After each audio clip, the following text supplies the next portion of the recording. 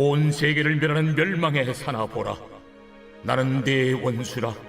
나의 손을 네 위에 펴서 너를 바위에서 굴리고 너로 불탄 산이 되게 할 것이니 사람이 네게서 진모퉁이 돌이나 기초돌을 취하지 아니할 것이요 너는 영원히 황무지가 될 것이니라.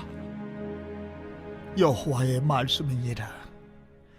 땅에 깃발을 세우며 나라들 가운데에 나팔을 불어서 나라들을 동원시켜 그를 치며 아라랏과 민니와 아스그라스 나라를 불러 모아 그를 치며 사무관을 세우고 그를 치되 극성스러운 메뚜기같이 그 말들을 몰아오게 하라. 뭇 백성 곧 메대 사람의 왕들과 그 도백들과 그 모든 태수와 그 관할하는 모든 땅을 준비시켜 그를 치게 하라. 땅이 진동하며 소용돌이 치라니 이는 여호와께서 바벨론을 쳐서 그 땅으로 황폐하여 주민이 없게 할 계획이 섰습니다.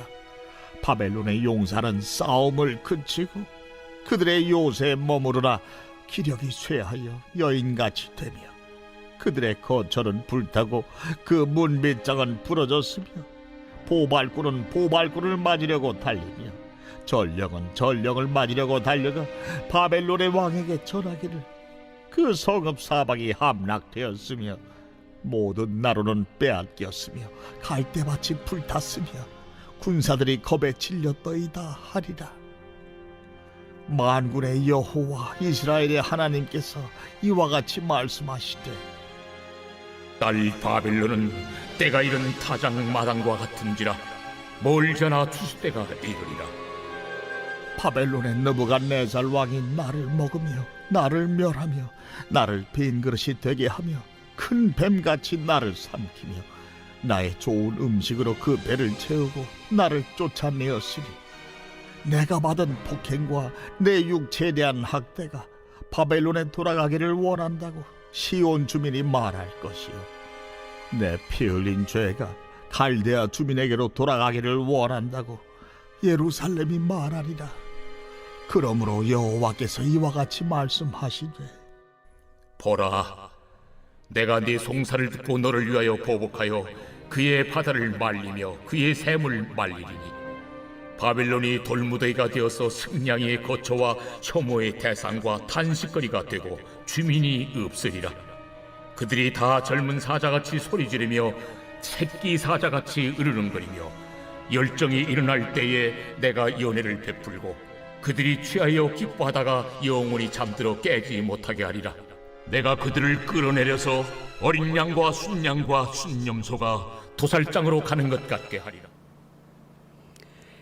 예레미야 51장은 지난주 토요일부터 금주 수요일까지 바벨론의 멸망을 계속 다루고 있습니다.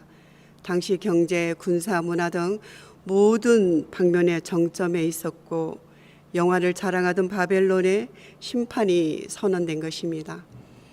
아무도 예상하지 못하였고 생각할 수 없는 일이 일어난 것입니다. 바벨론 멸망의 예언이 많은 상징과 비유와 언유적 표현으로 실려 있지만 우리가 단어 하나, 문장 하나 묵상하노라면 이 시대 우리들에게도 절절히 다가와서 우리의 중심을 모퉁이 돌 대신 주님께로 되돌려놓고 집중시켜 줍니다. 25절 여호와의 말씀이니라. 온 세계를 멸하는 멸망의 사나 보라. 나는 내 원수라. 나의 손을 내 위에 펴서 너를 바위에 굴리고 너로 불탄 산이 되게 할 것이니라. 온 세계의 망치라고 불렸던 바벨론을 온 세계를 멸하는 멸망의 산이라고 부르고 있습니다. 한때 바벨론은 남왕국 유다를 비롯한 주변의 모든 나라를 심판하실 때 사용하는 진노의 술잔이요 철퇴였습니다. 실제로 바벨론은 거의 평지 지역으로 산이 없습니다. 그러나 이러한 호칭을 사용하신 것은 산이 우상을 섬기는 장소로서 제약된 바벨론을 상징하고 있기 때문입니다. 산은 우상 숭배의 장소를 나타낼 뿐만 아니라 바벨탑처럼 자신의 지혜와 노력으로 하나님의 위치에 서려는 교만의 상징으로 비유하고 있습니다. 여러분, 창세기 11장에는 바벨탑 사건이 나오지요. 노아 대홍수 사건 이후에 세월이 흘러서 홍수 심판의 흔적이 그들의 기억 속에 희미해지고 다시금 생활이 안정되어 가자 하나님의 심판에 대한 두려움에서 벗어나 또다시 죄를 짓기 시작합니다. 성읍과 탑을 건설하여 그 탑 꼭대기를 하늘에 닿게 하여 우리의 이름을 내고 온 지면에 흩어짐을 면하자 작정합니다. 이들은 돌을 대신하여 벽돌을 만들고 역청을 진흙을 대신하는 문명에 이르자 교만이 하늘 꼭대기에 이르고 만 것입니다. 창세기 11장 5절은 여호와 하나님께서 사람들이 하는 그 짓이 너무나 우스꽝스러우셔서 땅의 사람들이 도대체 무슨 짓을 하고 있는지 이들이 건설하는 그 성읍과 탑을 보려고 여호와 하나님께서 내려오셨고 결국은 온 사방 지면에 흩어져 버리셨습니다. 사람들이 바벨탑을 쌓고자 하는 목적에는 두 가지가 있습니다. 첫째는 자신들의 이름을 만방에 내는 것입니다. 당시 사람들은 탑을 쌓고 또 쌓으면 정말 그 꼭대기가 하늘에 닿을 수 있으리라고 생각했던 것 같습니다. 인간의 마음속에 자리 잡고 있던 교만한 생각이 하늘을 찌릅니다. 하나님같이 되려고 하는 인간의 교만한 의지를 여지없이 드러내고 만 것입니다. 꼭대기를 하늘에 닿게 하여 우리 이름을 내고, 이 말은 바로 하나님과 같이 되려고 하는 인간의 교만한 의지를 적나라하게 보여주고 있습니다. 둘째는 하나님의 명령을 거역하겠다는 것입니다. 하나님은 홍수 직후 노아와 그의 아들들에게 생육하고 번성하며 땅에 편만하여 그 중에 번성하라고 명령하셨습니다. 하나님은 인간에게 세계 곳곳으로 흩어져 땅을 정복하고 개척하라는 문화 명령을 주신 것입니다. 그런데 사람들은 온 지면에 흩어짐을 면하자고 했습니다. 한마디로 사람들은 서로 중지를 모아 하나님을 대적하자는 악한 말을 하고 있는 것입니다. 악한 언어이나 말은 하나님의 심판을 초래합니다. 우리는 서로 만날 때 하나님의 영광을 드러내고 그의 나라와 그의 의를 먼저 구하고 선한 말과 언언을 하기에 힘써야 하겠습니다. 뿐만 아니라 선한 일을 위해서 서로를 격려해 주고 용기를 북돋아 주면서 얼마나 하나님의 기쁨이 되겠습니까? 정녕 우리는 만날 때 우리의 이름을 내자가 아니라 하나님의 이름을 높이자고 말하는 하나님의 사람들이 되어야 하겠습니다. 25절에 보면 야훼 하나님은 바벨론을 원수라 칭하시면서 그 산이 아무리 커도 돌 하나 건질 수 없는 불탄 산이 될 것이라고 선언합니다. 한 달 전 캘리포니아에서 계속된 엄청난 산불을 기억하실 것입니다. 무섭게 계속 번져나가는 산불은 사람의 힘과 노력으로는 완전히 진화될 수 없다는 결론에 이르렀고 하늘에서 비를 내려주시기를 우리는 기도했습니다. 세상에서 두려움이 되었던 멸망의 도구인 바벨론이 불탄 산이 되어 영원히 황무지가 될 것이라고 예언합니다. 26절 말씀입니다. 사람이 내게서 진 모퉁이 돌이나 기초돌을 취하지 아니할 것이요 너는 영원히 황무지가 될 것이라. 바벨론 산에서 파낸 돌들은 주출돌과 모퉁이 돌이 되었습니다.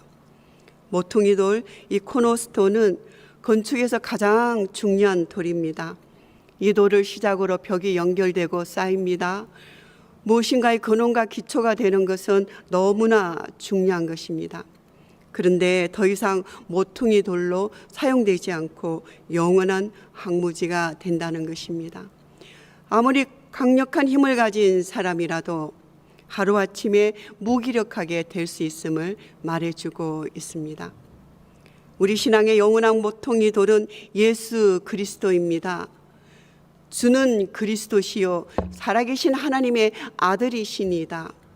이 신앙 고백에 교회는 세워졌습니다. 예수님은 머리가 되시고 우리 각 사람은 지체가 되어 한 몸을 이루어 갑니다. 우리는 연합하여 하나님의 거하실 처소로 지어져 갑니다.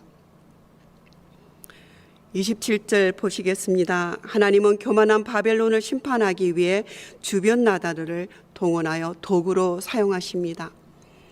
연합군은 극성스러운 메뚜기처럼 공격해 모든 것을 파괴할 것입니다. 고대 근동에서 엄청난 수의 메뚜기 떼가 한번 지나가면 주변의 농작물이 하나도 남지 않을 정도로 먹어치워버려서 인근 지역을 항폐하게 만들듯이 수많은 군사들이 바벨론을 공격하며 그 땅을 처참하고 항폐하게 만들어 버릴 것을 말하고 있습니다. 35절 보시겠습니다. 시온 주민들은 바벨론에게 당한 폭행과 학대에 대해 하나님께 원수를 갚아달라고 탄원합니다. 하나님은 택하신 백성이 부르짖는 소리에 귀를 기울이십니다. 이스라엘의 탄식과 호소를 듣고 하나님은 보복을 약속하십니다. 성도는 환난 당할 때 하나님께 부르짖어 기도하고 믿음과 인내로 악을 갚아주실 하나님의 손을 기다려야 할 것입니다. 출애굽기 2장에서 애굽에 살던 이스라엘 자손들이 고된 노동으로 말미암아 탄식하면서 하늘에 하나님께 부르짖었습니다. 고된 노동으로 말미암아 부르짖는 소리가 하나님께 상달되고 하나님은 그들의 고통 소리를 들으시고 아브람과 야곱과 이삭에게 세운 언약을 기억하시고 마침내 출애굽기 3장 호렙산에서 모세를 부르십니다. 여호와께서 이르시되 내가 애굽에 있는 내 백성의 고통을 분명히 보고 그들의 감독자로 말미암아 부르짖음을 듣고 그 근심을 알고 내가 내려가서 그들을 애굽인의 손에서 건져내고 그들을 그 땅에서 인도하여 아름답고 강대한 땅 젖과 꿀이 흐르는 땅 곧 가나안 족속, 헷 족속, 아모리 족속, 브리스 족속, 히위 족속, 여부스 족속의 지방에 데려가려 하노라. 이제 가라. 이스라엘 자손의 부르짖음이 내게 달하고 애국 사람이 그들을 괴롭히는 학대도 내가 보았으니 이제 내가 너를 바로에게 보내어 너에게 내 백성 이스라엘 자손을 애굽에서 인도하여 내게 하리라. 모세에게 말씀하셨습니다. 우리 이어서 예레미야서 33장 2절과 3절 말씀을 함께 읽겠습니다. 이를 행하는 여호와, 그것을 만들며 성취하시는 여호와, 그의 이름을 여호와라 하는 이가 이같이 이르시도다. 너는 내게 부르짖어라. 내가 내게 응답하겠고 내가 알지 못하는 크고 엄밀한 일을 내게 보이리라. 여러분, 예레미야서는 지난해 5월, 6월, 7월 3개월 동안 1장에서 25장을 다루었습니다. 그리고 금년 9월에 26장을 시작하여서 이제 10월 말에 대장정의 기간을 마치게 됩니다.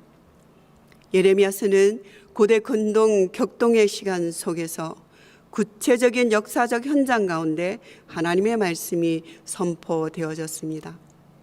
하나님은 이스라엘과 유다만이 아니라 온 세상의 주권을 가지신 창조주시라는 사실을 바탕으로 유다를 포함한 온 열방에 과거와 현재를 진단하고 해석해내므로 미래에 어떻게 살아야 가야 할지 대안과 희망을 제시해주고 있습니다. 여러분 기억하실런지요? 예레미야 1장을 열어가면서 하나님은 예레미야 선지자를 부르셨습니다. 그리고 내가 무엇을 보느냐 물으셨습니다. 살구나무 가지가 보인다고 대답했지요. 하나님은 잘 보았다고 칭찬하시면서 그 환상의 의미를 1장 12절에서 이는 내가 내 말을 지켜 그대로 이루려 함이라 말씀하십니다. 여기에는 히브리어로 우리가 언어 유희라고 말하는 말놀이가 숨겨져 있습니다. 살구나무는 히브리어로 샤케드인데 샤케드라고 말하면 의뢰에 연상되는 하나의 단어가 있습니다. 어원이 같은 지킨다 이런 뜻을 가진 쇼케드입니다. 살구나무 샤케드는 마치 개나리와도 같이 춥고 암울한 겨울을 지나 봄이 오면 가장 먼저 깨어나 흰 꽃을 활짝 피우는 나무입니다. 예레미야 선지자에겐 살구나무 환상이 늘 마음에 그림처럼 사라지지 않고 담겨져 있었을 것입니다. 그라기의 40년간의 시대적 부르심의 사명을 눈물로 감당하면서 때때로 답이 없어 보이는 시간 속에서도 주어진 삶의 자리에서 묵묵히 부여받은 선지자의 삶을 살아갔습니다. 오늘 여러분은 무엇을 보고 있습니까? 스타치오. 이 말은 라틴어로 수도사들이 어떤 새로운 일을 시작하기 전에 잠시 멈춰서서 자신이 하고자 하는 일의 의미를 묵상하는 것을 뜻합니다. 매일 새벽 말씀을 펴서 묵상하며 기도하는 이 시간을 통하여서 하나님이 각 사람에게 주신 소명을 다시 일으켜 연합의 아름다운 공동체를 힘차게 세워가는 우리 모두가 되시기를 주님의 이름으로 축복합니다. 아멘. 하나님 아버지, 예레미야서를 통하여 말씀하신 하나님의 말씀을 얼마나 기억하고 마음속에 담아두고 있는지 질문해 봅니다. 성령님, 우리 가운데 함께하여 주셔서 말씀이 생각나게 하시고 진리 가운데로 인도하여 주시옵소서. 진리의 말씀으로 우리를 새롭게 하심에 감사드리며 예수님의 이름으로 기도하였습니다. 이제는 우리 주 예수 그리스도의 은혜와 하나님 아버지의 영원하신 사랑하심과 성령님의 내주 인도하심이 하나님의 구원과 사랑의 큰 그림을 가지고 성실히 오늘을 살아가는 주의 모든 백성들 위해 이제로부터 영원히 함께 하시기를 간절히 축원합나이다. 아멘.